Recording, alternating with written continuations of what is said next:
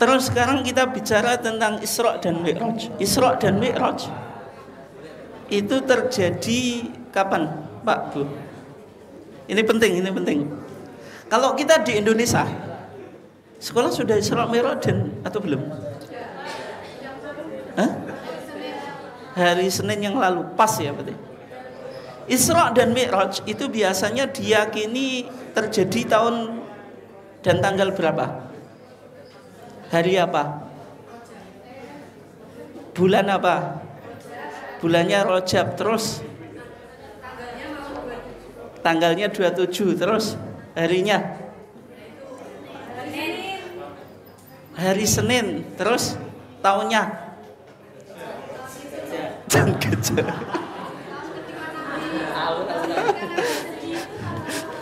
tadi jenengan jawab tanggal 27 Rajab. Harinya hari Senin. Itu bicara Isra dan Mi'raj kemarin atau yang sesuai dengan sejarah? Nah, kalau kita lihat di Fathul Mu'in ya, di sana dikatakan wa furidat, dan difardukan, maksudnya sholat 5 waktu. Lailatul Isra'i, malam Isra. Kapan? Ba'dan nubuwah, setelah kenabian. Setelah kenabian, Nabi itu diangkat, atau Muhammad itu diangkat menjadi Nabi, itu usianya berapa? 40. Kenapa kok usia 40? Usia matang. Terus yang kedua, bijaksana. Terus yang ketiga, kenapa Nabi Muhammad, atau kenapa Muhammad diutus menjadi Nabi di usia 40? Hah? Ayo itu dijawab biar saya sudah dewasa, bukan anak-anak. 40 itu sudah dewasa ya, bukan anak. Yang kedua, sudah mapan secara ekonomi. Yang ketiga, sudah mendapatkan gelar Al-Amin. Yang keempat, apa? Mengingat di antara dua masa. Ini penting, Pak, Bu. Berarti ini jenengan sudah 40 itu sudah nggak bisa dibilang anak-anak, mau ke tua. Terus yang lainnya? Yuk yang belakang. Ya paling tidak Bapak dan Ibu sekalian dimuliakan Allah, kenapa Nabi diangkat menjadi Nabi, atau Muhammad diangkat menjadi Nabi di usia 40? Yang pertama tadi, biasanya 40 itu orang sudah berpikir secara matang, independen, tidak mudah dipengaruhi oleh orang lain, sudah bisa mengambil keputusan dengan bijak gitu. Itu usia 40. Sehingga kalau dia menjadi pemimpin itu tidak kekanak-kanaan gitu. Itu ya. Yang kedua, tadi sudah dijawab, usia 40 biasanya orang secara ekonomi, secara finansial itu sudah mapan gitu. Itu ya. Yang ketiga, biasanya orang yang sudah usia 40 dia sudah memiliki status sosial atau peran di masyarakat, sehingga Nabi itu diangkat, atau Muhammad diangkat menjadi Nabi di usia 40. Dan angka 40 ini angka yang sebenarnya misteri gitu. Tapi gak usah diuduni loh, Pak. Ya kan gitu kan. Misalnya Nabi Musa dipanggil oleh Allah di Tur Sina, itu berapa hari? Arba'ina yauman, 40 hari. Ada hadis, tapi hadis ini dipermasalahkan ya. Tapi di I'anatul Talibin itu digunakan dalil, Pak, Bu. Tapi kita nggak sepakat, ini hanya guyonan saja. Kalau dalam mazhab Syafi'i, orang Jumatan itu syaratnya harus 40. Maksudnya Kalau ada 40 orang memenuhi kualifikasi untuk melakukan sholat Jumat maka wajib. Tapi kalau 40 ibu-ibu semuanya wajib atau enggak?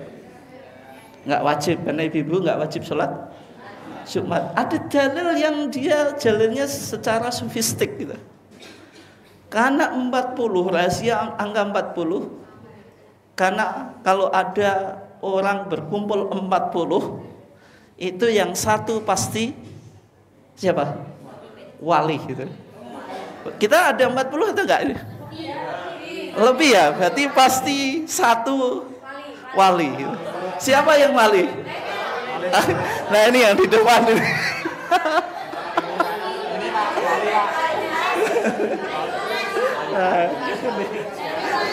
Kalau semuanya kayaknya wali ya, wali murid atau wali kelas. Tapi yang ngomong ini pasti wali.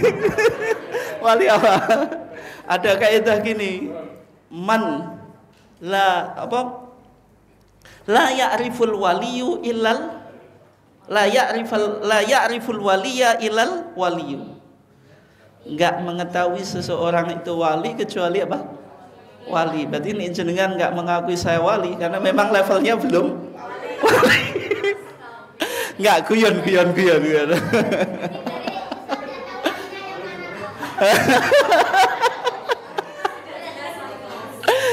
Saya tahu kalau jenengan wali ya, minimal nanti wali murid atau wali kelas itu. Kalau wali nikah masih bisa dihitung ya, paling Pak Mukhid terus. Wah. Enggak, ini guyon ya tadi. Berarti angka 40 itu memang angka yang keramat, tapi kita sekedar nggak usah dimakna yang lebih ya itu. Ya terus tadi bi asri sinin, lebih dari 10 tahun, wa thalathati asyhurin, dan 3 bulan. Berarti usia Nabi ketika itu berapa? Berapa? 50. Ya tadi saya katakan Isra itu terjadi setelah tahun kenabian. Berarti Nabi usia 40, lebih 10 tahun dan 3 bulan. Berarti usia Nabi berapa? 53 tahun. Kapan itu? Lailatul sab'in wa isrina min Rajab. Malam 27 Rajab. Sehingga secara umum pemahaman umat Islam di Indonesia dan di dunia mengikuti pendapat yang masyhur kalau Isra dan Mi'raj itu 27 Rajab. Harinya hari Senin. Pas kayak kemarin. Tapi pendapat ini apakah menjadi kesepakatan? Tidak. Ini hanya pendapat yang terkenal. Karena ada yang mengatakan Isra itu tidak mungkin di bulan Rajab. Kenapa? Karena Khadijah itu meninggal di bulan Ramadan. Padahal karena Isra itu sudah meninggal. Bagaimana Khadijah itu meninggal di bulan Ramadan, kok Isra-nya di bulan Rajab? Kan Rajab, Sya'ban, Ramadan. Tapi ada juga pandangan yang lain. Khadijah itu meninggal di bulan Rajab, gitu ya. Tapi pendapat yang masyhur tadi 27 apa? Rajab. Ya, sekarang kenapa kok Nabi itu diisrakan? Ya, sedihnya kenapa? Nah, berarti Isra itulah menghibur diri, relasi ya? Healing ya? Oh gitu. Berarti jenengan memahami Isra itu baru sekedar tadi happy-happy, jalan-jalan, refreshing, healing gitu. Tapi sebenarnya Isra dan Mi'raj itu yang perlu dicatat, dia perjalanan spiritual ya, atau spiritual apa, journey. Apa perjalanan? Yang kedua itu perjalanan intellectual journey gitu. Jernih itu jernih, lali aku mau coba bahasa Inggris. Yang jelas bahasa Inggris saya bisa dipahami. Kalau jenengan ngomong kalau sudah di luar negeri itu enggak perlu fasih. Yang penting apa? Yang penting lancar. Kalau banyak orang fasih tapi dia 2 kata 3 kata ngomong di wawancara itu enggak jelas apa? Nanti ekspresi bahasanya itu cuma itu saja. Itu kalau sudah di luar negeri. Tapi kalau dalam negeri itu kita menilai orang itu kefasihannya. Padahal fasih itu nomor sekian kalau jenengan sudah di luar negeri. Kenapa? Kan yang penting lancar gitu. Iya atau enggak? Kalau fasih dia kata-katanya enggak bisa mengekspresikan banyak hal, enggak bisa mendeskripsikan sesuatu kan ya isine mau kuwi tok ndelomong tok. Isine kok puter-puter terus ya. Itu ya. Dan termasuk kalau jenengan di luar negeri, grammar, nahwu itu nomor sekian. Karena yang penting kalimat itu bisa dipahami. Meskipun kadang nahwu atau grammarnya salah. Kemudian benar, tapi nggak bisa mengekspresikan sesuatu kan yo padha wae kan. Itu ya. Kembali ke tadi. Jadi Isra itu perjalanan apa tadi? Spiritual dan juga intelektual gitu. Kenapa kok spiritual? Karena berkaitan dengan apa? Perintah sholat. Karena Nabi Muhammad berbicara langsung kepada Allah gitu. Kenapa perjalanan intelektual? Karena dengan Isra dan Mi'raj Nabi Muhammad bisa menjawab berbagai macam pertanyaan, termasuk pertanyaan yang sering diajukan kepada orang Yahudi. Orang Yahudi itu kan sudah hidup di Madinah. Kadang pertanyaannya itu aneh-aneh. Hei Muhammad, kalau kamu Nabi, coba jelaskan ke saya pintu Baitul Maqdis itu ada berapa? Di mana saja letaknya? Ya kan repot Nabi Muhammad kalau enggak diisrakan. Maka dengan Nabi Muhammad diisrakan, Nabi Muhammad mengetahui Baitul Maqdis yang merupakan kiblatul anbiya, kiblatnya para nabi sebelum Nabi Muhammad, yaitu kiblatnya nabi-nabi yang berasal dari Bani Israel itu. Oke, kembali ke pembahasan kita. Kenapa Nabi diisrakan? Ada 2 alasan. Yang pertama kehilangan sosok Abu Thalib. Abu Thalib itu sosok apa? Iya, paman Nabi, betul. Selain hubungan darah apa? Pelindung.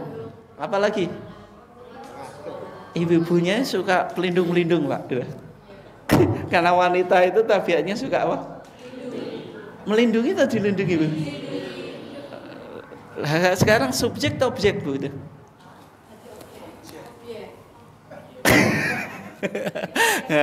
Nggak usah dijeru, Pak. Abu Thalib itu sosok apa? Sosok apa? Pelindung. Sehingga ketika Abu Thalib meninggal, Nabi itu kehilangan dekengan kalau bahasa sekarang. Dekengan apa, Pak? Pusat. Berarti kehilangan dekengannya pusat, tapi bukan pusatnya pusat, Pak. Kalau pusatnya pusat itu Allah Subhanahu wa Ta'ala. Kehilangan dekengan pusat itu juga repot gitu. Nah, dakwahnya Nabi kenapa kok berhasil? Nabi tidak sampai dibunuh karena dilindungi oleh Abu Thalib. Yang kedua, Abu Thalib itu meninggal. Ketika meninggal sudah masuk Islam atau belum? Belum. Nabi sedih atau enggak? Sedih. Orang yang mati-matian membela Nabi, tapi meninggal belum sampai mengucapkan kalimat tauhid gitu. La ilaha illallah. Sehingga Nabi semakin sedih gitu. Sampai ketika Abu Thalib mau meninggal itu didatangi oleh 2 tokoh kafir Quraisy, yaitu Abu Jahal dan Abdullah ibn Umayyah. Dan juga Nabi datang. Ketika itu semuanya berlomba-lomba untuk mentalkin. Nabi bilang kepada pamannya, ya ammi wahai pamanku, qul la ilaha illallah. Katakanlah apa? La ilallah. Kalimatan uhajulaka biha indallah. Kalimat yang saya bisa berargumentasi di depan Allah. Kalau engkau mengucapkan kalimat ini, engkau berhak menjadi ahlul jannah. Ahlu apa? Surga. Karena man qala la ilaha illallah mukhlisun fi qalbihi dakhalal jannah. Atau man kana akhiru kalami la ilaha illallah dakhalal jannah itu. Tapi Abu Thalib tidak mengucapkan karena nggak mau meninggalkan milahnya Abdul Muthalib, sehingga Nabi sedih. Tapi Nabi nggak menyerah gitu. Mau memintakan ampun kepada Abu Thalib, kemudian ditegur oleh Allah, dan juga secara khusus Allah menurunkan ayat innaka la tahdi man ahbabta walakinnallaha yahdi may yasha. Wahai Muhammad, sesungguhnya engkau nggak bisa ngasih petunjuk orang yang engkau cintai. Siapa? Abu Thalib. Walakin Allah yahdi man yasha. Akan tetapi Allah yang bisa memberikan hidayah kepada orang yang ia kehendaki. Berarti ini hidayah apa? Hidayah itu taufik. Hidayah itu taufik itu hidayah Allah membukakan hati seseorang untuk menuju ke kebaikan. Tapi kalau Nabi, para ulama, ustadz, kiai, guru, itu hanya bisa ngasih hidayah apa? Hidayah itu dilalah wal irsyad, hanya bisa membimbing, mengarahkan, menunjukkan sesuatu itu benar, tapi kan nggak bisa memaksa. Jenengan sehebat-hebatnya guru tetap ada punya murid yang nakal itu. Sehebat-hebatnya ustadz pasti ada yang nggak mendengarkan itu. Sehingga saya itu nyantai, ngaji nggak didengarkan ya biasa saja itu. Nggak kecewa nggak itu, aman. Ya kan sama sehebat-hebatnya guru pasti ada murid yang nakal. Sehebat-hebatnya ustadz pasti kalau ngaji ya ada yang tidur, wis gak penting, wis biasa we gitu. Itu ya. Kemudian yang berikutnya ya.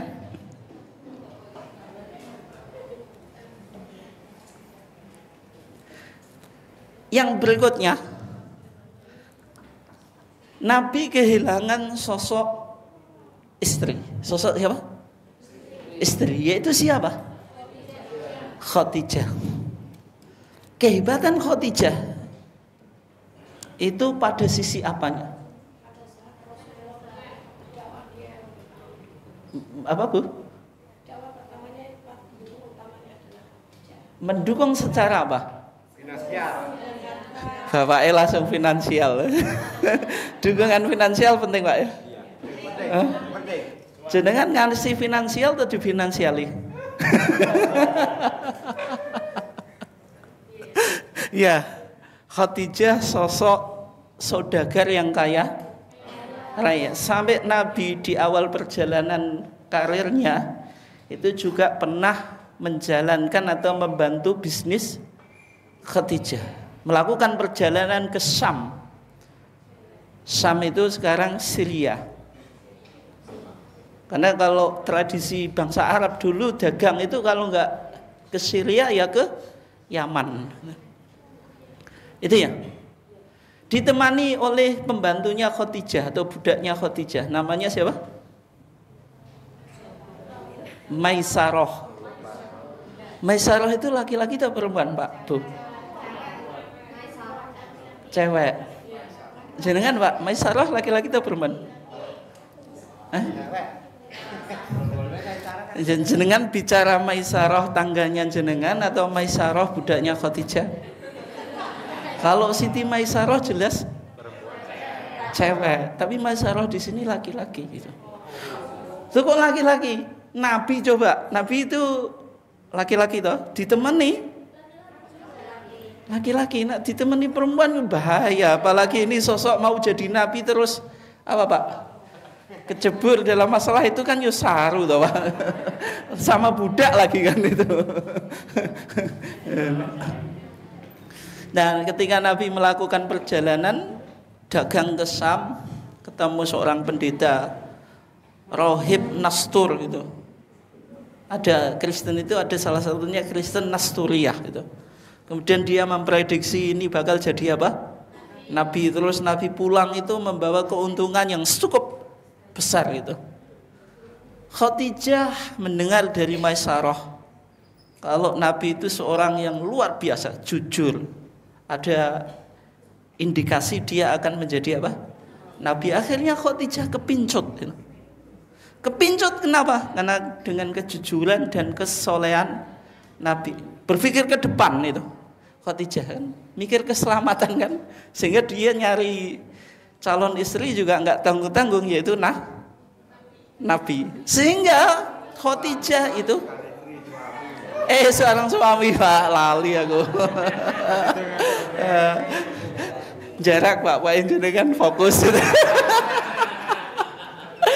Padahal sini ya salah. Kan yang menang yang bawa speaker ya Pak gitu. Selama bawa speaker mesti saya menang gitu. Sehingga Khadijah itu yang nembak Nabi gitu. Kalau bapaknya ini dulu waktu nikah Pak, jenengan nembak atau ditembak? Kalau Nabi itu ditembak Pak. Tembak oleh siapa? Khadijah ya. Nabi kelepek-kelepek juga. Ya, karena pertimbangannya Nabi, Khadijah itu meskipun janda, dia janda ya, tapi apa? Kaya raya dan juga cantik. Dan banyak orang yang suka gitu. Sehingga meskipun janda itu masih ting-ting gitu. Tidak hanya perawan yang ting-ting gitu.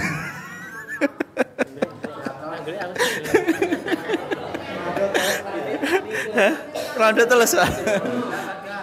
Rondo teles siapa? Siapa bekasnya siapa? Khadijah. Nek bisa jawab langsung pulang kita. Yuk. 1, 2, 3 lah, habis waktu. Enggak, siapa dulu yang nikah dengan Khadijah? Iya, suaminya siapa? Hah? Padahal tadi sudah saya tawarkan kalau bisa jawab langsung pulang gitu. Siapa? Nabas itu. Hah? Nabas itu. Iya itu. Itu baca Google Pak itu. Baca Google telat.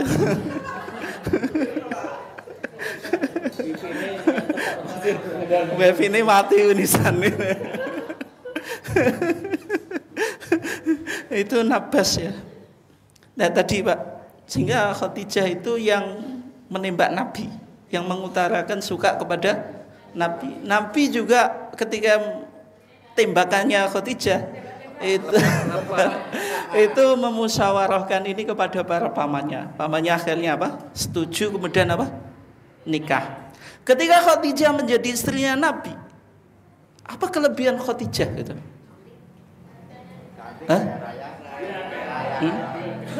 Paling enggak 2 hal Pak, yang memberikan dukungan secara psikologis. Psikologis itu penting Pak, Bu. Kalau enggak, istri enggak memberikan dukungan secara psikologis itu capeknya dengan curhatnya mau ke siapa. Sekali curhat langsung enggak dikasih solusi, malah disentak, kan jadi repot.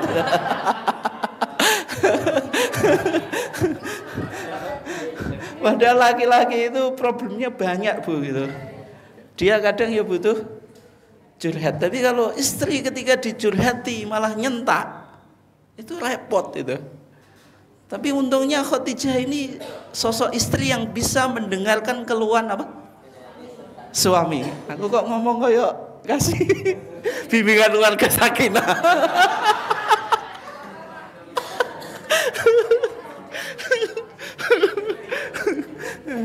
Intinya itu ya.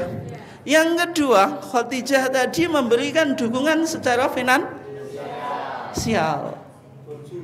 Dakwah itu butuh dukungan secara finansial atau enggak, Pak? Iya gitu. Sehingga Nabi sendiri mempraktikkan bahwasanya keberhasilan dakwahnya Nabi nggak lepas dari finansial. Sehingga Khadijah ini sangat penting di mata Nabi. Sampai ketika Khadijah meninggal, itu masih disebut-sebut. Aisyah itu kadang cemburu, Bu. Wong kelasnya Aisyah saja cemburu, Pak. Apalagi yang kayak gitu-gitu, Pak, yang belakang itu. Oh, masih cemburunya. Tapi Aisyah itu rasional, kalau yang belakang ini irasional, Pak, cemburu.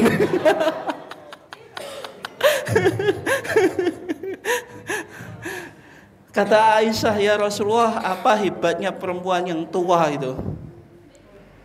Yang tua tuh, Khadijah kan 40 gitu. Aisyah menikah dengan Nabi usianya berapa? Ada yang mengatakan 6, ada 7. Tapi satu rumah itu usianya 9 tahun. Aisyah meninggal umurnya berapa, Bu? Umurnya Aisyah ketika meninggal berapa? Berapa? Belum baca.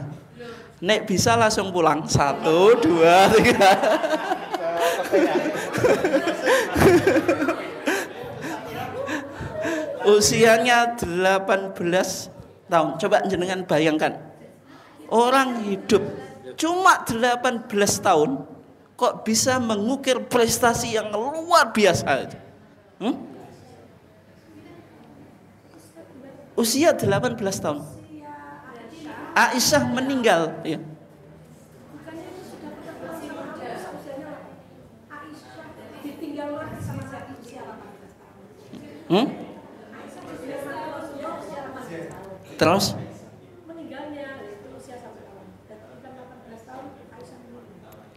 Terus tahun umur berapa, Bu?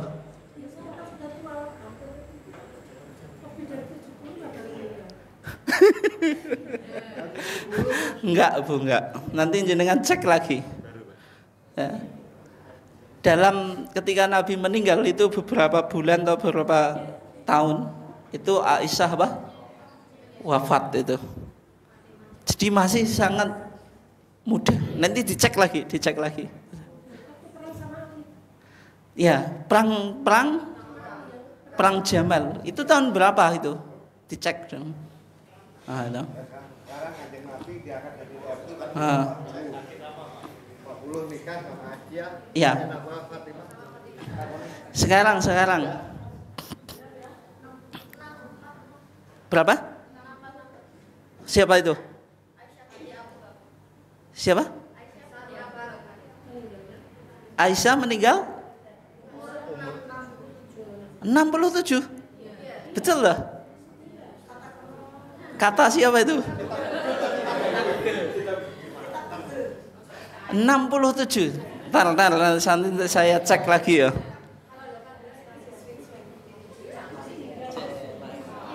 18 itu apa ketika Nabi meninggal ya?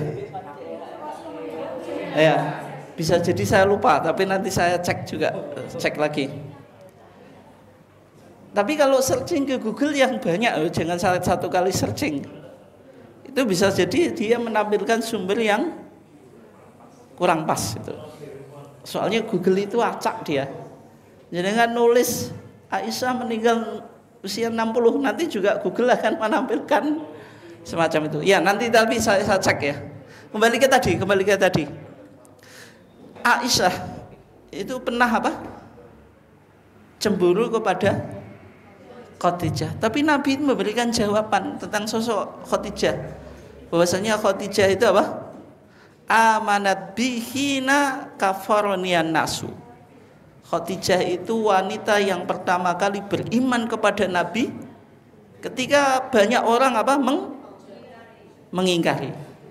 Wasaddaqatni hina kadzdzabatiyan nasu, dan dia wanita yang membenarkan dakwahnya Nabi ketika yang lainnya mendustakan.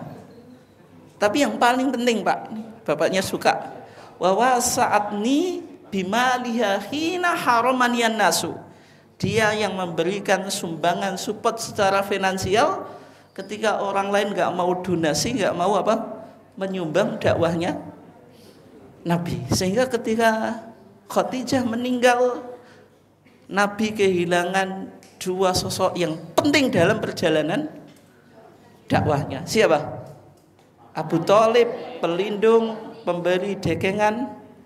Khadijah, sosok apa Pak? Memberikan dukungan secara psikologis, secara finansial. Ini yang luar biasa Pak. Keberhasilannya anak dakwahnya Nabi nggak lepas dari sosok apa? Istri. Makanya ada ungkapan itu apa dalam bahasa Inggris itu? Behind. Jadi kan kalau baca behind atau behind? Oh, atau behind, saya nggak tahu lah. Behind every successful man there is apa? A woman. Di balik kesuksesan laki-laki ada siapa? Ada istri gitu. Ya. Sehingga Nabi sangat sedih sehingga tahun itu disebut Amul Husni, the year of sadness, tahun kesedihan. Oke, sekarang masuk ke Isra dan Mi'raj. Isra itu artinya apa?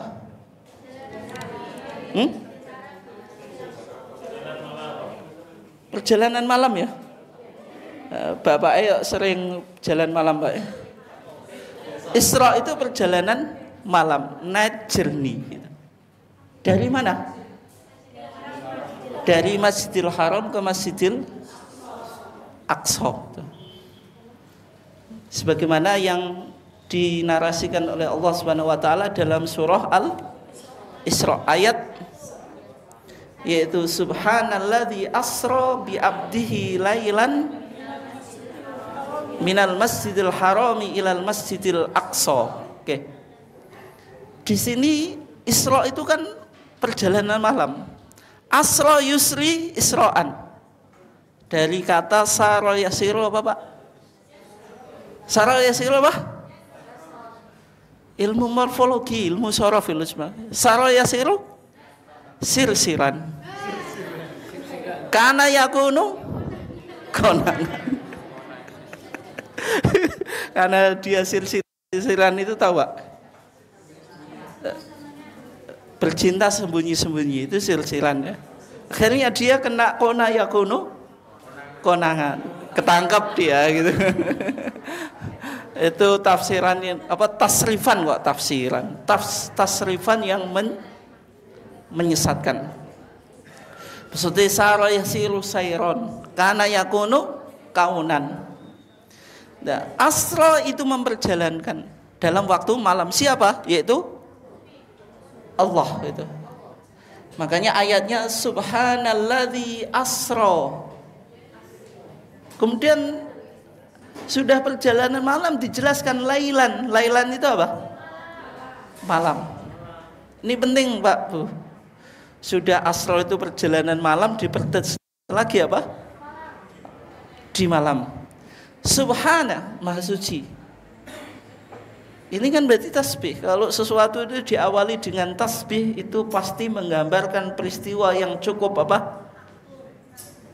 Dahsyat, sangat agung, ajaib, miracle. Di luar apa? Nalar. Asra melakukan perjalanan malam. Kapan? Nanti lokasinya dijelaskan. Minal Masjidil Haram yang ada di Mekah ilal Masjidil Aqsa Palestina. Dan perjalanan ini luar biasa karena membutuhkan waktu yang cukup apa? Singkat. Lailan. Makanya dijelaskan lailan. Lailan itu apa? Malam. Isim nakirah atau ma'rifah? Nakirah atau ma'rifah Pak? Lupa. Masa nggak tahu? Lailan. Nakirah atau ma'rifah? Nakirah ma'rifah tahu tuh gak? Nakirah. Kenapa nakirah? 1, 2 kita pulang atau enggak ini kalau tahu? Enggak, kenapa nakiroh? Karena dia ada tanwin. Kalau makrifah itu ada alif lam. Kalau dalam bahasa Inggris ada artikel the. The itu menunjukkan spesifik, definite article itu. Misalnya apa? There are so many cars outside. The car is mine itu. Ada banyak mobil di luar.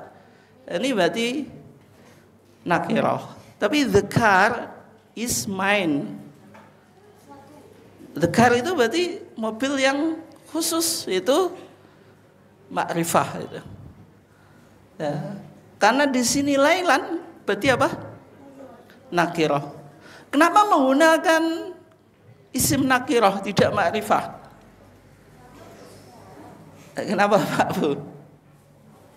Dan nakirah itu di tafsir ini, tafsir Ibnu Juzai.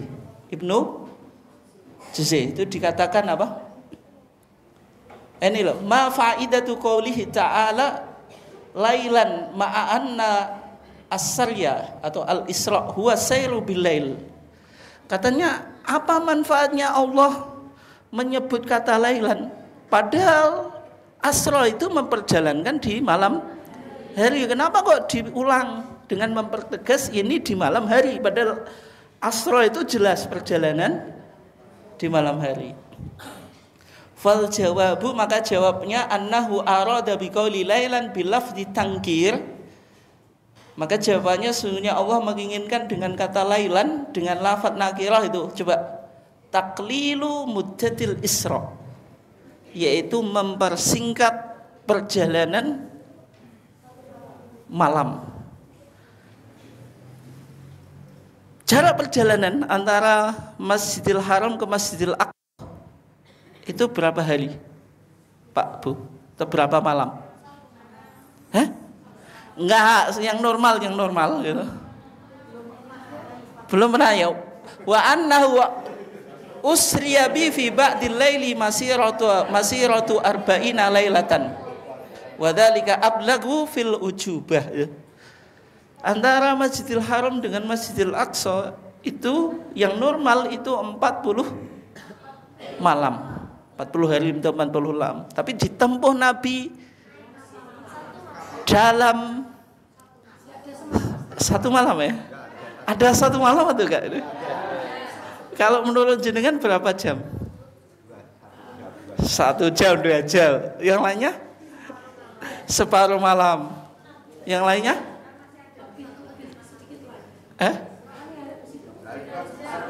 Iya, maksudnya berapa? Satu kedepian mata, Bu. Berarti wis teko ya, cepet tenan. Enggak, berapa jam? Ada pertanyaan yang menarik yang pernah nanti jenengan searching di Fatwa Tarjih yang ada di SM ya.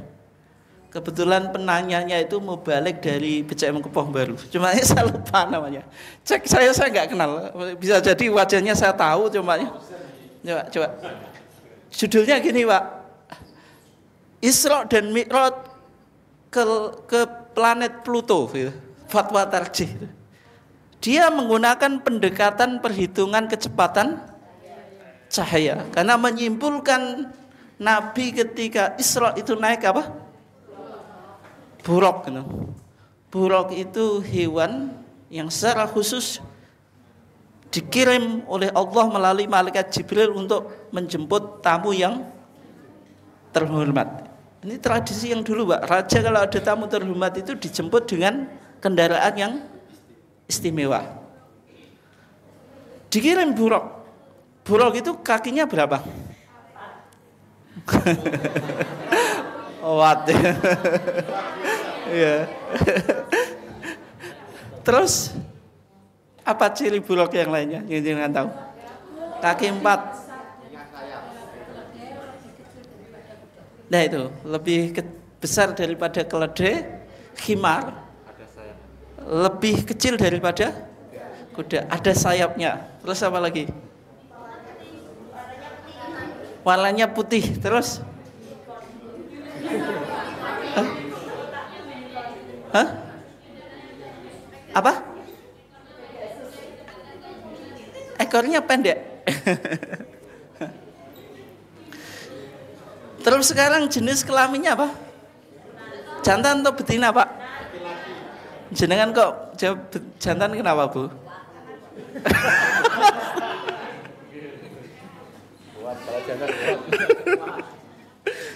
Jenengan, Pak, jantan atau betina? Dia coba di searching di Google itu.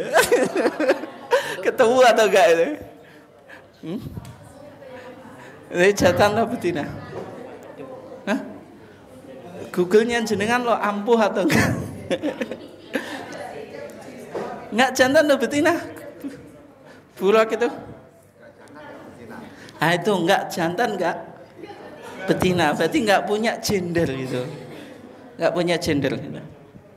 Dan kata buruk itu dari kata barkun. Yakadul barqu yahtafu apa? Absarahum. Barkun tadi apa? Kilat.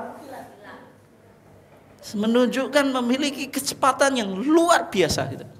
Apa sejauh ia memandang, sejauh itu loncatannya gitu. Sehingga ilmuwan Islam, Muslim scientist itu meneliti tentang kecepatan cahaya. Karena buruk itu dari barkun itu. Dia mengatakan buruk itu maknanya memang bayat, yaitu putih. Karena hewan itu putih. Tapi yang lebih kepada pendekatan saintifik atau burhani, yaitu kepada kilat atau petir atau cahaya tadi, menunjukkan kecepatan.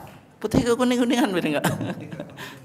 Nah, sehingga tadi dengan menghitung kecepatan cahaya disimpulkan, namanya saya lupa itu angkanya gitu. Dia menyimpulkan kalau peristiwa Isra itu sampai ke planet Pluto. Ketemu Ustaz Fauzan? Enggak ketemu. Isra Nabi ke planet Pluto. Jenengan cari di Fatwa Tarjih gitu. Itu Kak Mi'rajnya. Ya. Enggak, maksudnya yang di fatwa itu dia kan menghitungnya Isra dan Mi'raj dua-duanya. Itu ya. Oke, sekarang dengan perhitungan itu dia menyimpulkan Isra dan Mi'raj itu terjadi antara jam 9 sampai jam 4 pagi. Berarti hampir 1 malam, Pak ya?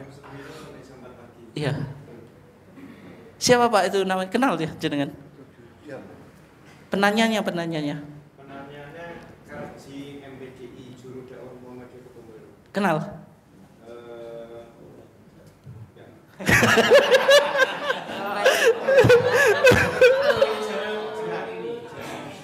Kan soalnya kalau sama kajian itu kan apa namanya dari daerah satu dengan yang lain kan jadi satu gitu. Iya. Jadi nggak kenal satu sama lain. Oh enggak ya. Nanti coba ditanyakan Pak ya. Pak siapa? Karji MPDI. Ya mestinya struktural Pak, bukan juga. Setahun jenengan nggak tahu? Nggak ada. Siapa itu? Tapi yang jelas Pekanbaru Bojonegoro itu.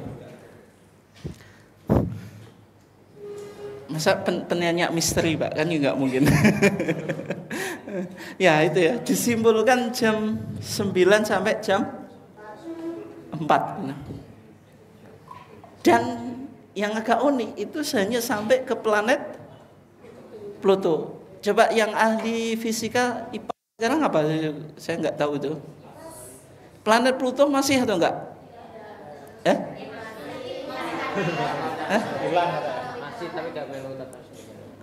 Masih tapi enggak ikut.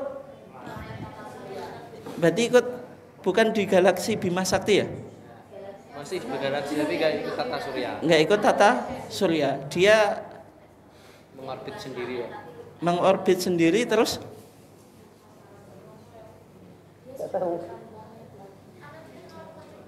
Ya dijawab, dibantu jawab. Mengorbit sendiri terus.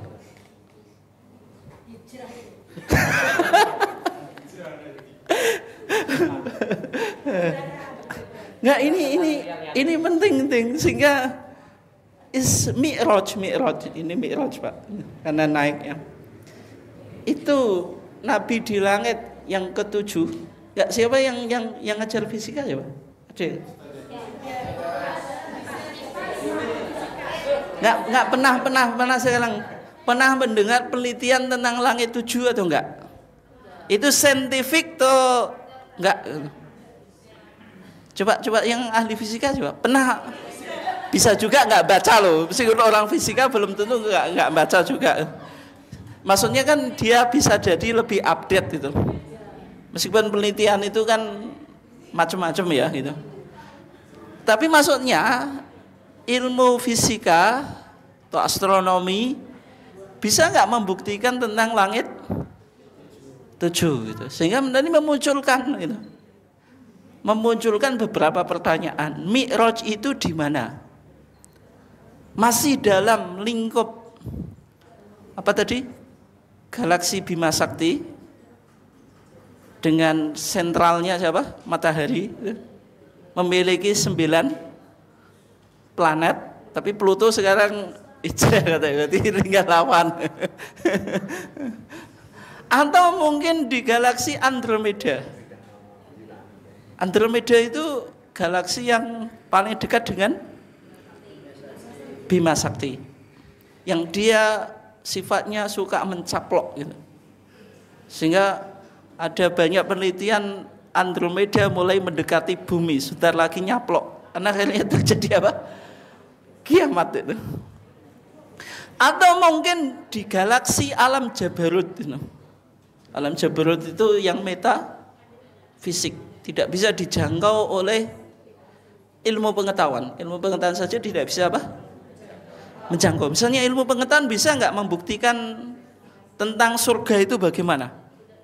Tidak bisa. Tapi kalau meneliti tentang Allah Tuhan bisa. Tapi dia tidak bisa masuk ke dalam. Kayak filsafat itu kan hanya bisa membuktikan tentang adanya Tuhan dengan akal. Tapi bagaimana Tuhan itu tidak bisa digambarkan. Karena itu wilayah metafisik. Nah, sekarang Isra dan Mi'raj itu di mana?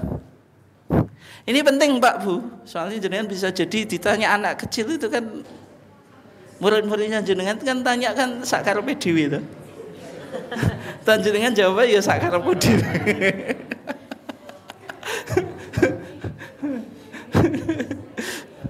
Lah dari situ ya intinya di fatwa tarjih tidak bisa memastikan. Semua pandangan itu sifatnya spekulatif. Artinya tidak benar 100%. Tapi bukan berarti apa Pak Bu? Ditolak. Itu penting untuk mendekatkan atau apa? Membaca tentang Isra dan Mi'raj dari teologi menuju ilmu pengetahuan itu. Atau from religion to science, dari agama ke ilmu pengetahuan. Minad-din ilal ilmi, dari agama menuju ilmu. Itu kan penting juga kan itu. Nah, sehingga Isra dan Mi'raj itu berapa jam tadi? Berapa jam Pak Bu? 6, 7. Siapa yang bilang? Saya kan hanya menjelaskan orang tanya toh. Sehingga fatwa tarjih tidak bisa memastikan, sehingga ulama ini jawabannya berselisih pendapat. Ada yang mengatakan 4 jam, 3 jam.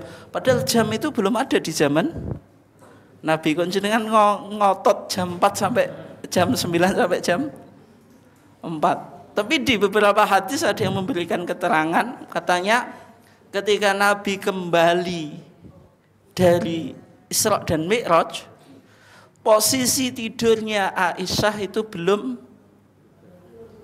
berubah. Jenengan kan tidurnya kan nek basa Jawa nek kok pola alean ngaleh lambung kiri atau lambung kanan. Biasanya alean tuh gak? Nek pusing banyak pikiran, stres itu bolak-balik. Bolak-balik ya itu lalean. Glebakan gak iso turu. Tapi nek kesel yo gak malik. Satu posisi sampai isuk ya. Menunjukkan posisi tidurnya Aisyah itu belum ya Aisyah ya. Nah, bisa jadi saya keliru Khadijah. Soalnya Khadijah kan sudah meninggal. Itu belum bergeser. Yang kedua ada yang mengatakan bekas tidurnya Nabi itu masih menuju sangat, sehingga yang jam sekian bukan salah, itu masih spekulatif. Oke ya. Jadi kalau keterangan Aisyah semacam itu. Kemudian berikutnya, pertanyaan berikutnya, ini jamnya sampai jam berapa ini? Jam 10 tuh kadikmu. Enggak, jamnya betul atau enggak?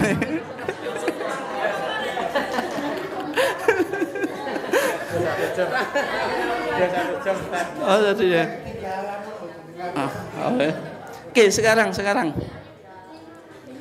Isra dan Mi'raj itu dengan jasad dan ruh atau ruh saja?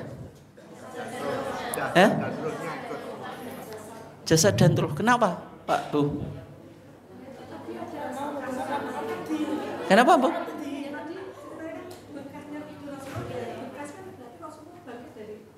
Oh, gitu.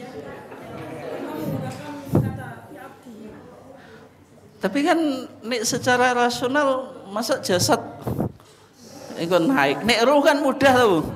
Orang Jawa itu topo terus apa, Pak? Apa jenenge bosan? Muksa apa? Enggak, enek bahasa lainnya, Pak. Apa? Ya semedi itu loh, sing ruhnya melayang itu loh. Ngerogo Sukmo. Sing bapake ikut silat dia mau mengandalkan kekuatan fisik gitu. Sehingga yang menjadi pertanyaan ini yang Mi'raj, Isra dan Mi'raj itu dengan jasad dan roh atau roh saja? Kok jenengan yakin?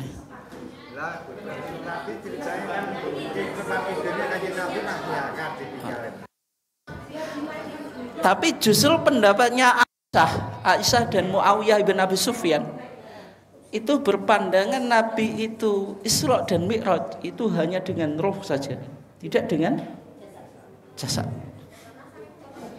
Tapi Aisyah mengatakan Nabi itu tidak tidur.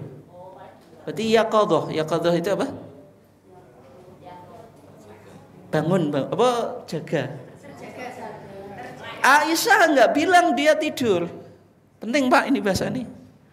Rasulullah Isra itu bukankah nama-naman atau dia naiman? Apa? Tidur. Tidak, tapi dia posisinya apa? Jaga. Kenapa?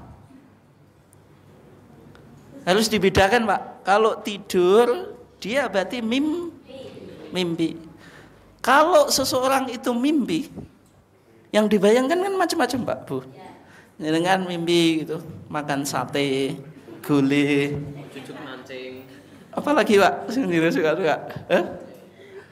Hidangannya luar biasa, makan itu lagi enak-enaknya, istrinya membangunkan karena kesiangan bangunnya itu. Akhirnya bangun, yang dirasakan air goyangan yang membangunkan itu atau rasa sate, Pak, Bu? Tetap rasa air guyon-guyon, Bu, itu. Artinya kan mimpi itu halusinasi atau apa namanya? Khayalan atau memang sesuai dengan realita dan fakta. Khayalan atau enggak? Khayalan. Itu kalau dikatakan mimpi, tapi Aisyah bilang Rasulullah itu dengan roh tapi tidak dengan mimpi. Itu harus dibedakan, Pak, Bu. Karena kalau mimpi itu kan enggak sesuai fakta dan realitas. Sehingga Al-Imam Al-Ghazali dulu ketika masuk dunia filsafat itu sangat rasional. Tapi dia lama-lama meragukan akal. Kenapa? Akal itu punya kelemahan, dia tidak bisa menggambarkan kebenaran ketika orang itu tertidur. Iya atau enggak? Akal itu kan dikatakan luar biasa tuh Pak. Apapun bisa dianalisa pakai akal. Apapun itu bisa dianalisa dengan akal. Tapi akal punya kelemahan. Apa? Dia membohongi kita ketika kita tidur. Nah, itu. Sehingga Aisyah bilang Rasulullah itu Isra dan Mi'raj itu dengan roh saja. Tapi secara terjaga. Ya. Tapi kalau jumhur ulama Pak Bu berkesimpulan dengan jasad dan roh. Dasarnya apa? Di ayat tadi ya. Subhanalladzi asra bi abdihi. Nabi Muhammad disebut abdun. Coba jenengan alasya, abdun itu apa? Hamba. Kalau abdihi, abduhi kembali ke siapa? Ke Allah, berarti abdullah. Kenapa Allah tidak bilang subhanalladzi asra bi Muhammadin atau subhanalladzi asra bin nabi atau bi rasuli? Kenapa kok disebut bi abdihi? Kenapa? Di tafsir ini dikatakan ya, wa innama wasafa bil ubudiyah tasyrifan lahu wa takriban, menunjukkan kemuliaan sosok Nabi Muhammad. Ketika seseorang disebut Abdullah itu mulia atau enggak? Mulia. Kalau Abdus Syaiton, Abdul Dinar, Abdul Fulus. Hah? Kalau Abdul Butun itu suka makan. Abdul Qafa suka tidur. Abdul Fulus apa? Abdul Fulus suka uang. Kalau lihat uang motone hijau. Langsung bangun Pak ya.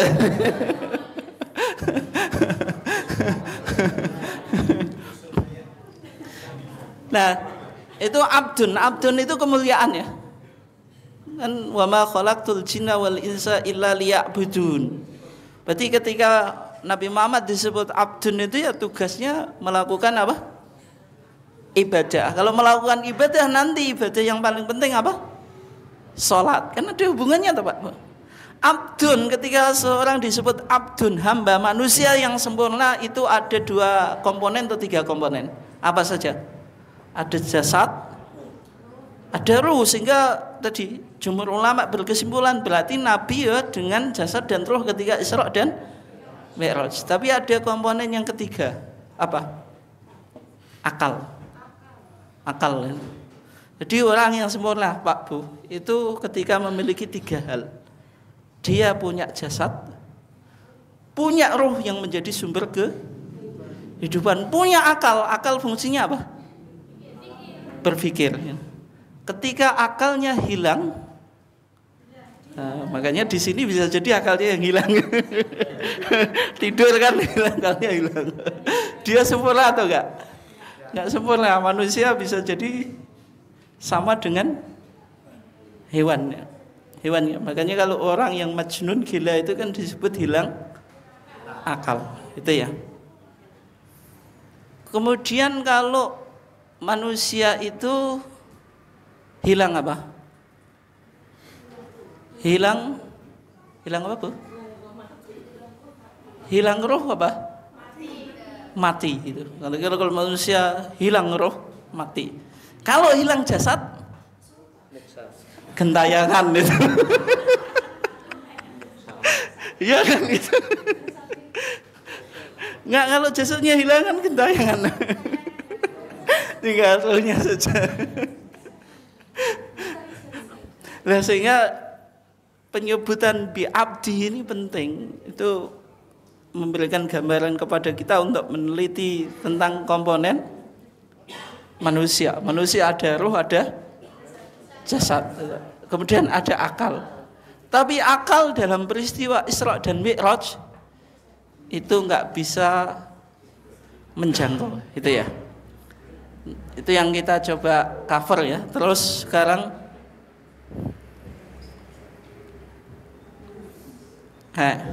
Mi'raj. Ini sebelum kita tutup, berapa setengah 11 ya? Betul nggak? Nggak, sekarang jam berapa sekarang? 10:04. Berarti sampai 11 aja ya? Kapok ya wes. Tadi jenengan coba apa? Kalau habis ngaji itu bekas duduknya itu coba masih panas atau enggak, hangat atau enggak? Hah? Berarti kalau masih hangat itu menunjukkan ngajinya itu enggak lama gitu. Ya kan? Tadi kan Isra dan Mi'raj Nabi itu meninggalkan tempat tidur, ketika kembali posisi duduknya itu hangat. Kalau jenengan kan habis ngaji kan panas toh ya. Kalau masih hangat itu berarti ngajinya sebentar. Padahal semakin suwe semakin.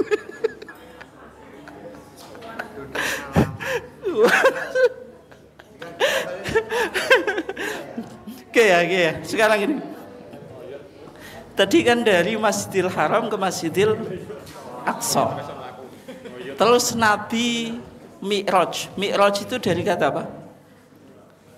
Mi'raj itu artinya alat untuk naik. Aroja itu nanti isim alatnya apa? Mi'raj. Alat untuk naik. Sehingga Nabi Muhammad naik ke langit yang ke-7 itu. Langit ke-7. Masih naik buruk atau enggak? Masih. Kenapa? Ada yang mengatakan buruknya itu dicencang di Sokhroh. Sokhroh itu tempat duduk yang dulu diduduki oleh Nabi Dawud dan Nabi Sulaiman. Tapi ada yang mengatakan dalam riwayat Imam Bukhari, Nabi itu ke langit juga naik buruk gitu. Sehingga khilaf, tapi secara umum yang diceritakan itu buruknya itu hanya berhenti pada Masjid Aqsa, dicencang di sana. Itu yang masyhur ceritanya semacam itu. Tapi di riwayat Imam Bukhari itu naik ke langit yang ke-7 itu juga naik buruk.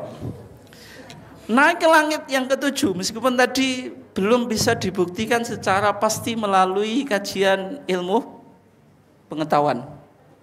Tapi yang jelas dalam kitab riwayat yaitu Sahih Bukhari dan Sahih Muslim dijelaskan Nabi ketemu para nabi yang terdahulu. Di langit yang pertama ketemu Nabi siapa? Adam. Kenapa Adam? Abul Bashar, bapaknya para nabi, para manusia gitu. Sehingga Nabi penting dikenalkan kepada sosok Adam. Di langit yang kedua ketemu siapa? Jadi wis bar Isra Mi'raj, aku ragu tadi. Ditanya kapan tadi Isra Mi'raj? Tanggal 27 Senin. Lupa ya. Ketemu Nabi Yahya, terus sama siapa? Kok Musa sih? Isa. Di langit yang kedua ketemu sosok Isa ibn Maryam atau Yesus Kristus dalam pandangan orang Kristen. Kemudian ketemu Nabi Yahya ibn Zakaria. Ini penting Pak Bu. Yahya ibn Zakaria, Nabi ini ceritanya saya panjang itu.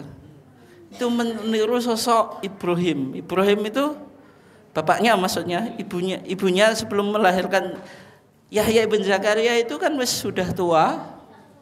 Mandul sudah tua, secara ilmu kesehatan nggak mungkin punya anak, sudah masuk usia menopause, sudah nggak menstruasi. Tapi keajaiban Allah punya anak, lahirlah Yahya ibn Zakaria. Tapi ini punya historitas dulu dialami juga oleh Nabi siapa Pak? Ibrahim. Ibrahim itu punya istri Sarah. Sarah itu kaya gitu. Kok kaya, cantik kok kaya. Tapi masalahnya nggak punya anak. Akhirnya Ibrahim ya apa Pak? Akhirnya dapat hadiah siapa? Hajar. Hajar itu mbok nom, Sarah mbok wek. Ketika Hajar punya anak, namanya dikasih nama siapa? Ismail. Apa makna filosofi dari nama Ismail ini? Apa itu? Ismail itu dari kata, kalau orang bahasa Ibrani nyebutnya Yismail. Yismail. Yasma yaitu mendengar. Il itu Allah. Berarti Allah mendengar doanya Ibrahim. Meskipun istrinya sudah tua macam-macam, dia ingin punya anak itu apa? Akhirnya dikabulkan oleh Allah. Lahir dari Mbok Wek atau Sarah yang Mbok Wek, yaitu Ishak. Ishak itu bahasa, kalau orang Ibrani menyebutnya Yishak. Yishak itu artinya Allah. Yishak itu artinya ia ketawa. Kenapa ketawa? Karena gembira punya anak itu loh. Secara ilmu pengetahuan dunia medis nggak mungkin punya anak, kok bisa punya anak? Kan itu ketawa itu ya. Dan sehingga sejarah kemandulan kemudian usia tua nggak punya anak itu ditepis oleh ceritanya Ibrahim dan Ismail, meskipun ditolak oleh ilmu kesehatan gitu. Tapi Zakaria lahirnya semacam itu, kayak. Jadi di langit kedua ketemu siapa? Nabi Isa ibn Maryam dan Yahya ibn Zakaria. Di langit yang ketiga ketemu sosok Nabi. Siapa Bu? Yunus atau Yusuf? Google-nya jenengan, saya ragu sejak tadi. Yusuf atau Yunus? Yusuf. Nabi Yusuf terkenal sebagai sosok Nabi yang apa Bu? Tampan. Kira-kira sama bapaknya yang di depan ini tampan mana?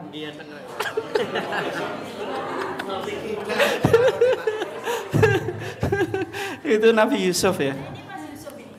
Yusuf ya. Tapi Yusuf itu di Betawi itu nggak enak ya. Disebut apa? Saya juga nggak tahu kenapa kok Yusuf jadi ucup itu. Nggak bisa ya. Nggak bisa ya. Kayak orang Sunda itu bilang apa? F nggak bisa. Kalau orang apa? Bali nggak bisa apa? T itu. T itu ya. Nah, kemudian di langit keempat ketemu sosok siapa? Nabi Idris. Nabi Idris itu sangat penting Pak Bu. Karena Idris itu dari apa? Akar kata apa? Dal, ro, sin. Apa itu? Darasa yadrusu darsan, dirosatan. Daris, mudaris, madrasah. Apa itu? Enggak menunjukkan Nabi yang pertama kali menggunakan pena. Nabi yang pertama alladzi yaktubu bil qalam, yang menulis dengan pena. Berarti peletak dasar peradaban apa Pak Bu? Literasi itu. Itu sosoknya Nabi Idris itu. Di peradaban barat Nabi Idris itu disebut Hermes. Hermes lahirlah ilmu hermeneutika. Hermeneutika tahu? Hermeneutika apa? The science of interpretation atau the logic of interpretation. Ilmu tentang cara menafsir gitu. Ilmu tafsir. Kenapa? Karena dihubungkan dengan Idris. Idris itu kan menulis. Dan yang perlu diinterpretasi itu kan tulisan. Ya. Itu ya. Kemudian di langit yang kelima ketemu sosok siapa? Nabi siapa? Harun. Harun ini sosok yang penting gitu. Karena Rabi Yahudi itu jalur nasabnya itu lewat Harun ya. Sekarang kan ramai-ramai Ba'alwi Pak di Indonesia kan ya. Nasabnya sampai Rasulullah. Tapi kalau orang Yahudi Rabi itu lewat Imam Harun, menyebutnya Imam Harun. Sehingga di Taurat itu ada buku Sifrul Lawiyin atau kitab Lawiyin, The Book of Leviticus atau apa? Kitab para imam atau kitab imamat. Itu apa? Pemuka agama. Punya nasab ke Harun. Kemudian yang ke-6 ketemu dengan sosok Nabi siapa? Musa. Musa itu sosok apa? Wa kallamallahu Musa apa? Taklima. Nabi yang secara khusus diberi kesempatan untuk berdialog, bercakap dengan Allah. Sehingga gelarnya apa? Gelarnya apa? Gelarnya apa? Khalilullah katanya. Terus sekarang Nabi Ibrahim gelarnya apa? Ini penting, ini guru jenengan dunia jenengan. Enggak, Nabi Ibrahim apa? Khalilullah. Nabi Muhammad? Nabi Muhammad?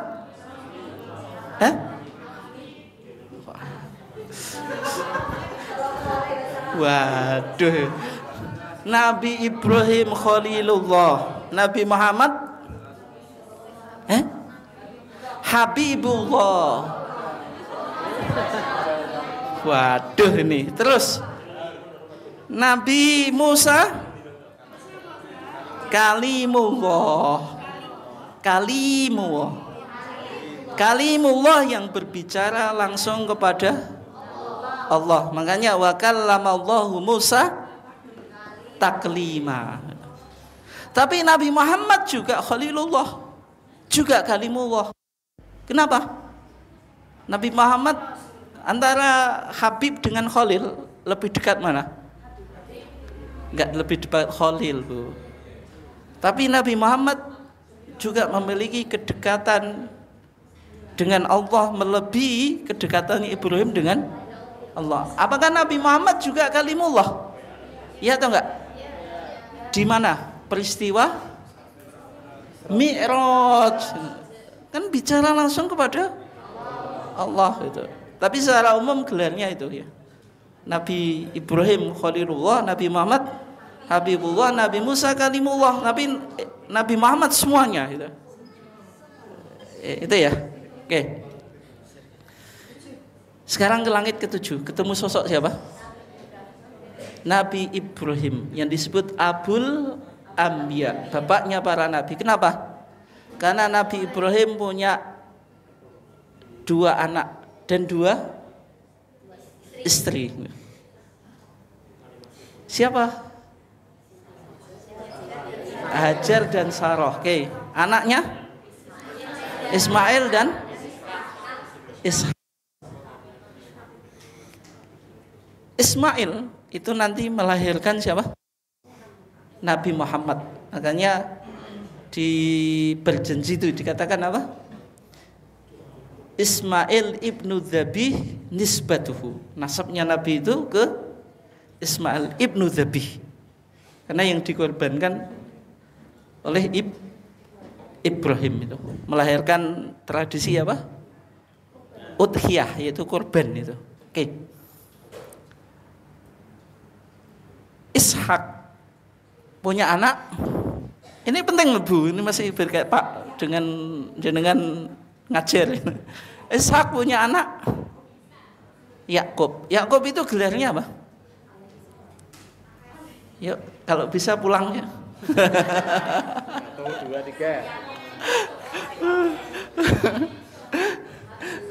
gelarnya Israil. Israil itu ini penting jenengan baca Quran.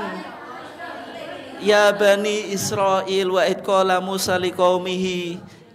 Banyak ayat yang bicara tentang Bani Israil itu. Berarti kalau disebut Bani Israil anak keturunan Yakub, karena Israil itu perjalanan Isra Pak. Gelarnya Nabi Yakub. Tapi yang Isra di sini hamba, il itu Allah, berarti Abdullah. Sehingga keturunannya Yakub itu disebut Bani Israil. Punya anak berapa anaknya? 9. Bukan 2 anak cukup saja. 11. Itu kesebelasan sepak bola, Bu.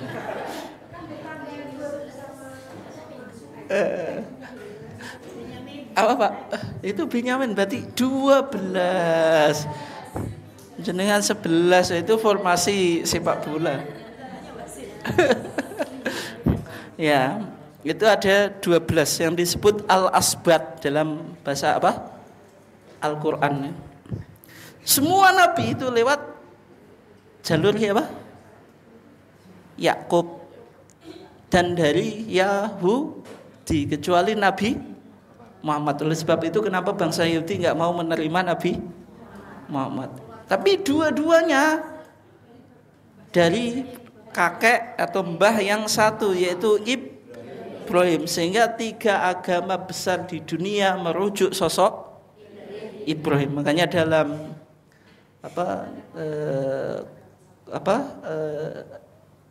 religion studies atau komparatif perbandingan agama itu kan disebut apa? Abrahamic faith, yaitu keyakinan yang merujuk siapa? Ibrahim, yaitu Judaism, Christianity dan Islam. Nah, kita di Judaism, yaitu Yahudi, Kristen dan Christianity dan Islam. Kita di Islam kan syariat kita banyak merujuk pada sosok Ibrahim. Contohnya apa Pak? Haji. Bapaknya ini khitan, korban. Sampai sholat pun nggak lepas. Ini penting ini. Apa? Sholawat Ibrahimiyah. Itu apa? Kama sholaita ala Ibrahim wa ala ali. Yang menjadi pertanyaan, Ali Ibrahim itu siapa? Jenengan baca tiap hari tapi mungkin jarang dipikirkan. Dia siapa? Berarti Ibrahim punya anak Yakub. Ibrahim punya anak Ishak, Ishak punya anak Yakub, Yakub punya anak 12. Itu yang disebut Bani Israil. Itu ya. Terus sekali lagi menjadi pertanyaan sebelum kita tutup ya. Suka yo buat jadi nutup bukan. Nah, berarti dalam apa peristiwa Mi'rajnya Nabi ke langit yang ke-7, Nabi ketemu berapa nabi? Nabi Muhammad ketemu berapa nabi? Lah kok 8 pada langitnya 7? Di langit 2 itu. 8 nabi, kenapa?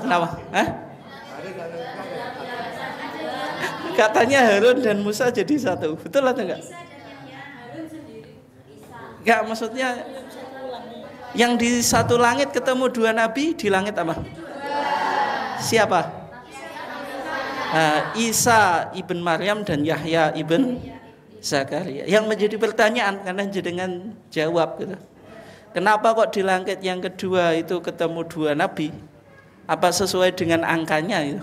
Langitnya kedua berarti nabinya 2. Tapi jawaban itu gak konsisten.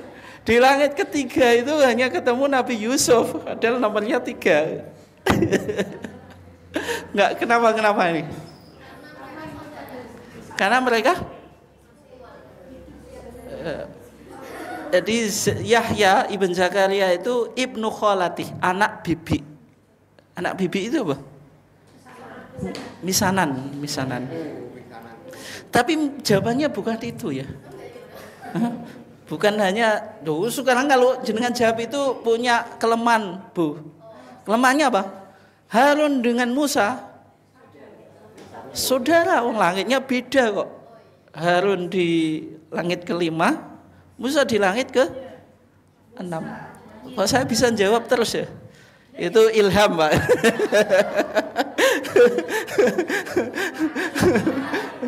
Hah? Enggak, maksudnya saya kok bisa jawab terus itu. Oh saya dong. Hah? Kan saya jawab atau aneh? Kenapa? Kalau saya yang jawab kan. Oh. Enggak, maksudnya jenengan cari di buku itu enggak ada kayaknya gitu. Kenapa itu? Karena Isa nanti di akhir zaman akan turun ke bumi. Kalau Isa turun ke bumi di akhir zaman, langit yang kedua lah.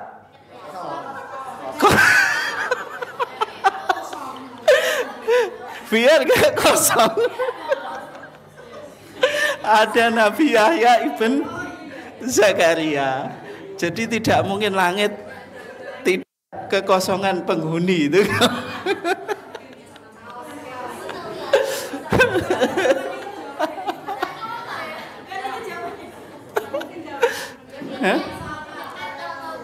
Kenapa? Lah karena turun kan nanti kalau nggak ada nabi selain dia kan ada dua, berarti kan masih ada Nabi Yahya ibn Zakaria. Biar setiap langit tetap ada penghuni.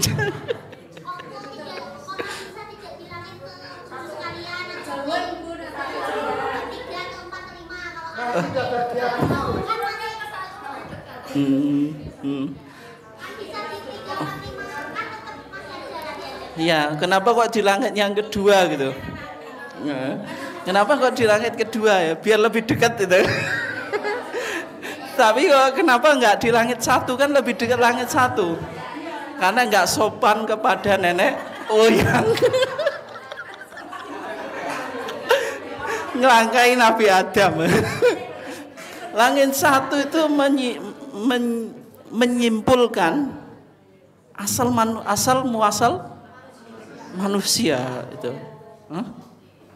Langit ketujuh, kenapa Nabi Ibrahim menunjukkan bapak keyakinan itu? Bisa dipahami atau enggak? Enggak, ini namanya pendekatan taklili, Bu. Taklili itu mencari rasionalitas sebuah peristiwa gitu. Tapi ini bukan cocokologi loh. Dengan jawab cocokologi. Oke ya. Setelah langit 7 naik ke Sidratul Muntaha, Sidratul Muntaha ke Maqam Al-Mukafahah. Di situ Allah Subhanahu wa taala berfirman, memerintahkan kepada Nabi apa? Untuk menerima perintah sholat. Yang menarik, Pak, perintah sholat itu kan melalui Isra dan Mi'raj. Padahal kewajiban yang lain itu banyak, tapi hanya sholat yang Nabi Muhammad Allah memerintahkan secara langsung. Kalau puasa, haji dan yang lainnya kan melalui malaikat Jibril. Itu posisi sholat betapa pentingnya dalam Islam. Terus Nabi menerima kewajiban apa? Khamsina sholatan, 50 rakaat. 50 sholat. 50 sholat itu kan ada zuhur, asar, ini ada 50. Ini 50 rakaat yuk. Sholat zuhur aja 4 rakaat kok. 5 sholat itu sudah 17 rakaat. Maksudnya khamsina sholatan, 50 nama sholat. Berarti membutuhkan 50 waktu. Di kajian Gus Bak kebetulan saya dengarkan itu bingung juga. Wis 50 sholat atau 50 waktu wis golek dhewe. Ya berarti secara logika kalau 50 sholat ya butuh 50 waktu. Tapi dalam bahasa Arabnya itu khamsina sholatan, 50 sholat. Tapi ketika Nabi Muhammad ketemu Nabi Musa di langit yang ke-6. Kok di ke-6 ya? Enggak ke yang lain. Ya pokoknya luwih hedeg gitu. Lah kok enggak ke langit ke-7 kan lebih dekat. Mau ganti sopan be Abul Anbiya yaitu Ibrahim. Nah kan sama tuh Bu. Kenapa Nabi Isa di langit yang kedua? Enggak sopan sama Abul Basar. Kalau ini bicara asal mula, ini nasab genealogi keturunan, kalau tadi nasab keimanan.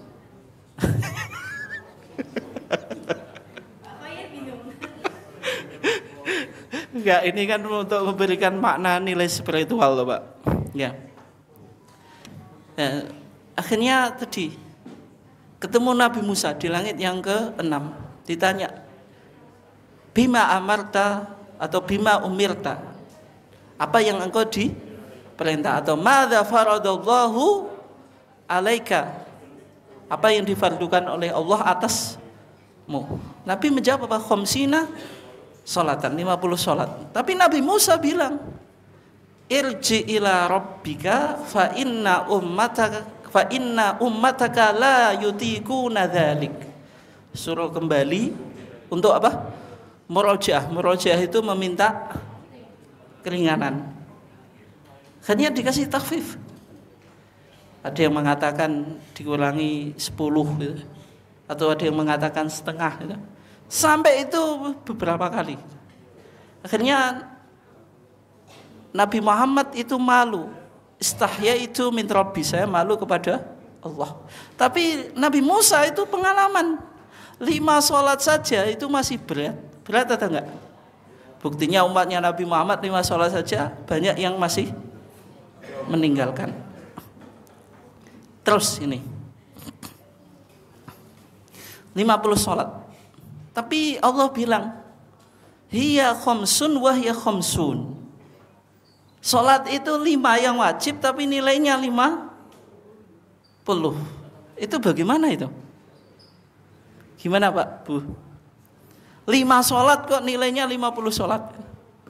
Rumus matematika apa yang bisa? Ya itu dengan kaidah menghitung pahala. Ada rumus kaidah menghitung pahala Pak, Bu, ini penting ya. Kalau kita menghitung pahala itu kan keren. Kalau menghitung uang itu sudah tiap hari, sudah biasa, enggak keren lah. Makanya keren mana menghitung uang sama menghitung pahala? Menghitung pahala. Jenengan suka mana menghitung uang sama menghitung uang? Suka menghitung uang. Lah kok gak konsisten kok udah cah. Oh itu. Nah, rumusnya dengan kaidah man jaa bil hasanati falau asyru amsaliyah. Setiap kebaikan dikali 10. Nabi bilang, man shoma ramadhana tsumma atba'u sitan min syawal kana kasiyami dahri. Siapa yang puasa Ramadan diikuti 6 hari Syawal sama dengan setahun. Bagaimana menghitungnya? Ramadan 30 kali 10 300. Kan 6 hari 6 kali 10 60. Jenengan puasa Ayyamul Bid itu 3 hari tiap bulan. Ya, 3 kali 12, ya kan? Kan jumlah bulan. Sing apa tuh? Ya kan include Bu. Include toh. Kan otomatis jenengan tanggal 13 14, 15 bulan Ramadan kan include itu. Tetap puasa toh. Meskipun puasanya Ramadan. Sebagaimana juga nanti kalau Idul Adha gimana ya? Idul Adha kan tanggal 11, 12, 13 masa puasa? Kan itu masih tasyrik. Berarti kan cuma 2 hari toh. Sehingga ulama khilaf, ada yang mengatakan digenepi tanggal 16, ada yang mengatakan karena 13-nya tasyrik ya sudah, berarti ya hanya dua hari di bulan Dzul Hijjah gitu. Kalau Ramadan ya include otomatis gitu. Sehingga tadi menghitungnya ya berapa, 3 kali 12 berapa itu? 36 kali 10 360. Nah sekarang 5 kali 10 kan 50 itu. Sehingga tadi dikatakan hiya khamsun wahya khamsun. Itu tentang peristiwa Isra dan Mi'raj. Mungkin sekian ya. Ada pertanyaan atau enggak? Atau enggak? Atau saya yang bertanya, yang bisa jawab boleh pulang. Nggih, monggo, Cih, monggo.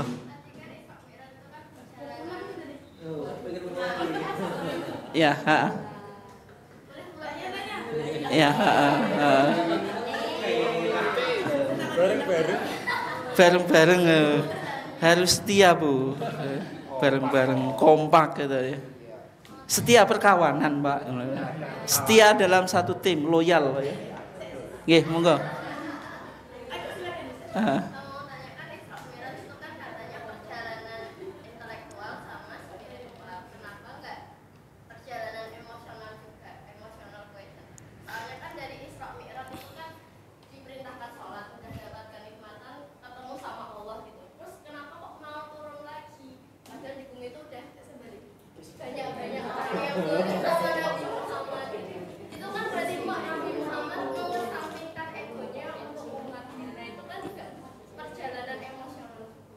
Emosional itu include ke spiritual, atau mungkin juga secara apa? Secara umum perjalanan itu kan refreshing gitu. Healing. Berarti secara tidak langsung itu sudah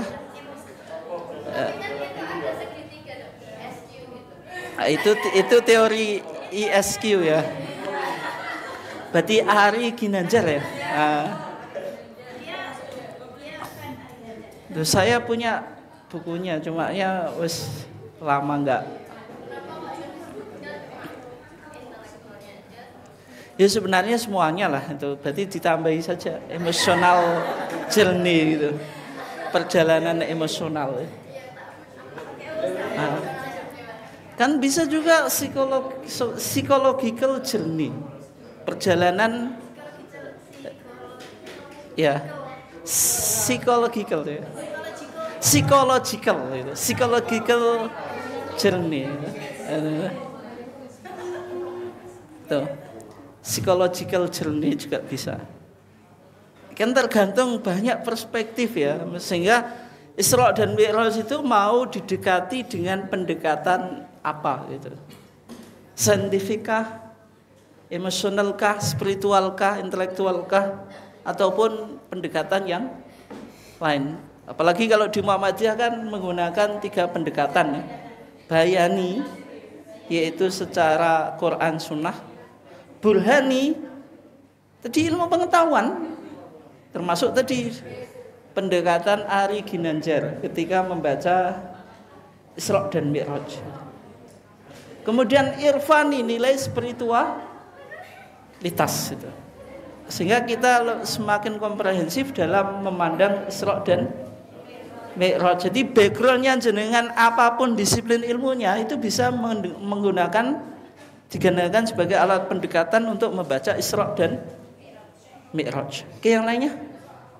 Oke, monggo. 1, 2, 3. Alhamdulillah enggak jadi pulang gitu. Oke, monggo. Mi'raj kan nanti juga diperlihatkan surga dan neraka beserta penghuninya. Ya. Pertanyaannya itu penghuninya yang diperlihatkan itu siapa? Orang-orang Itu di langit yang pertama itu ada yang menggambarkan gini Pak Bu. Nabi Adam, kemudian di sisi kanannya surga, di sisi kirinya neraka. Kemudian ketemu wanita, mohon maaf itu sing digambarkan macam-macam itu. Tapi sebagian cerita itu tidak sahih. Dia maudhu, yaitu palsu. Cumanya untuk detail satu persatu itu penting, perlu untuk dilakukan kajian dulu gitu. Jadi tidak semua cerita Isra dan Mi'raj itu termasuk sunnah makbulah kalau di Muhammadiyah. Memiliki kategori dia sahih atau hasan. Bisa jadi dhaif atau bahkan maudhu' palsu gitu. Sehingga yang semacam itu kayak gini. Isra dan Mi'raj yang terkenal Nabi ditemani oleh Jibril. Tapi di kitab Al-Barzanji, jadi Nabi di tengah, sebelah kanan Jibril, sebelah kiri Mikail. Riwayat yang menceritakan Mikail sejauh pembacaan saya itu saya belum menemukan. Yang umum yang kita yakini kan Jibril saja. Itu ya. Sehingga perlu untuk diverifikasi, divalidasi sejauh mana riwayat itu. Oke, monggo Bu.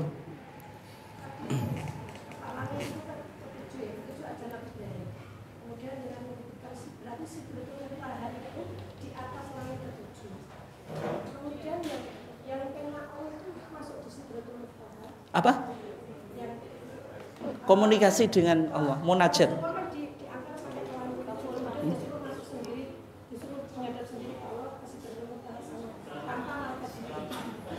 Iya.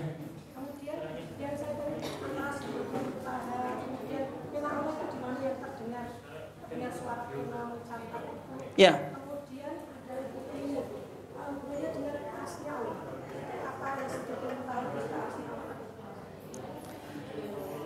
Gini, perjalanan Isra Mi'raj itu ke langit 7. Oke ya, langit apa? 7. Terus setelah itu Sidratul Muntaha. Sidratul Muntaha itu tempatnya di mana? Itu khilafu. Di satu riwayat itu di langit ke-6. Tapi cerita yang paling masyhur itu di atas langit yang ke-7. Sidratul Muntaha, sidrah itu apa? Pohon. Muntaha itu pol-polan itu, mentok atau ending itu loh. Maksudnya apa? Yang menjadi apa Pak? Batas yang terjauh itu. Nah, Sidratul Muntaha digambarkan daunnya itu ka'adhanil filah, kayak kuping gajah. Tapi bukan kuping gajah versi jenengan Bu itu. Kuping gajah versi jenengan lah jadi cilik. Makanan.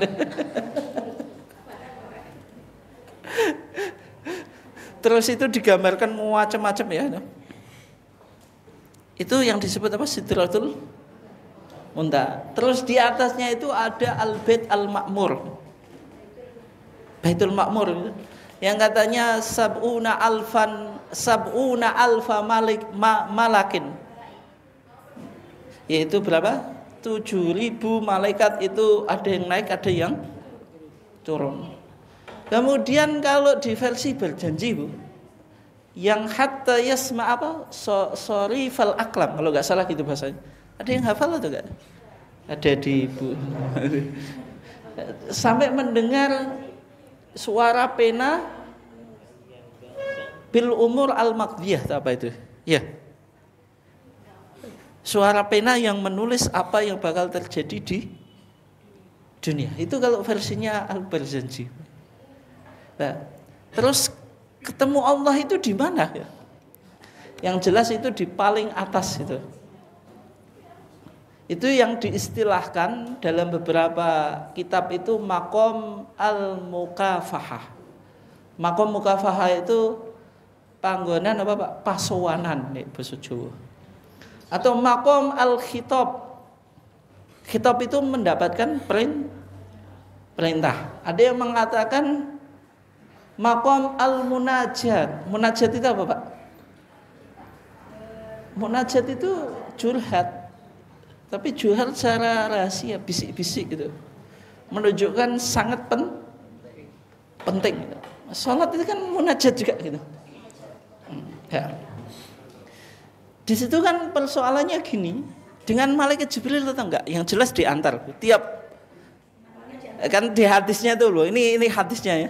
Ketika Musa bilang kepada Nabi Muhammad suruh minta takhfif itu, keringanan. Itu kan Nabi Muhammad konsultasi atau bermusyawarah ya dalam bahasa hadisnya itu dengan Jibril. Jibril mengiyakan, tetap diantar sama Jibril. Cumanya Jibril masuk atau enggak itu kita enggak dapat informasi ya. Nah, termasuk ketika bicara itu apakah Allah dengan Nabi Muhammad, Jibril ada atau enggak kan juga kita enggak tahu. Nah, sekarang yang menjadi pertanyaan, ini penting ya. Nabi Muhammad yang menjadi pertanyaan, bicara kepada Allah, mendengar suaranya saja atau melihatnya? Mendengar tapi tidak melihat, atau melihat tapi mendengar?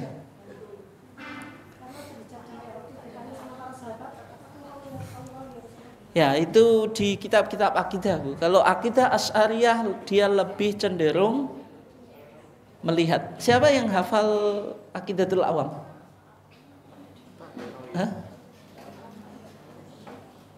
Siapa yang hafal Aqidatul Awam?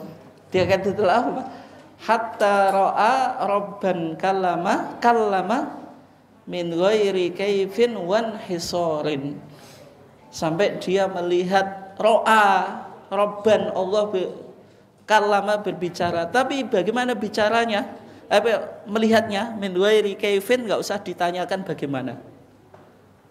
Itu suatu yang metafisik gitu. Itu kalau di akidah Asy'ariyah. Tapi pendapat Aisyah menolak. Nah, Aisyah bilang man za'ama anna Muhammadan ra'a rabbahu faqad kadzdzaba. Siapa yang mengklaim kalau Nabi Muhammad melihat Allah dengan mata kepalanya dalam peristiwa Mi'raj, dia sungguh berdusta. Karena enggak ada ayat yang jelas wala qad ra'ahu nazlatan ukhra. Itu siapa bicara? Malaikat Jibril. Kalau saya pribadi lebih condong Nabi Muhammad melihat dengan hati. Jadi bicara komunikasi dengan tadi hati, tapi tidak dengan mata. Karena ayat-ayat yang walaqad ra'ahu nazlatan ukhra itu kan Nabi Muhammad di Sidratul Muntaha melihat wujudnya Jibril. Punya saya berapa? 600 itu. Situ mi'ati janahin ya. Punya 600 sayap itu. Berarti Nabi Muhammad melihat malaikat Jibril itu kan dua kali gitu. Termasuk di Sidratul Muntaha. Oke, mungkin itu ya. Yang lainnya enggak ada, saya juga sudah capek.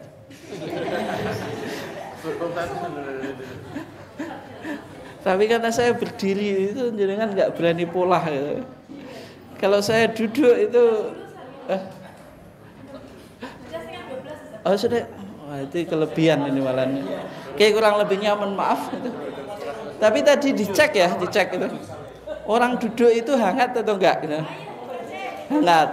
Nah, tapi tadi kata Khoti Aisyah ya, cepatnya Isra dan Mi'rajnya Nabi itu ketika dia kembali itu tempat tidur yang dibuat tidur itu masih hangat, menunjukkan peristiwa itu terjadi sangat cepat. Dan jenengan mumpung duduknya ini lama, coba nanti dicek panasnya itu kuat berapa?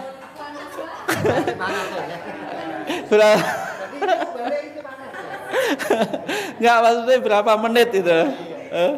Tapi itu jangan dibuat kesimpulan, oh panas saya bertahan 5 menit, berarti peristiwa Isra Mi'rajnya Nabi 5 menit ya, itu salah juga. Oke, mungkin itu saja, kurang lebihnya mohon maaf. Wassalamualaikum warahmatullahi wabarakatuh.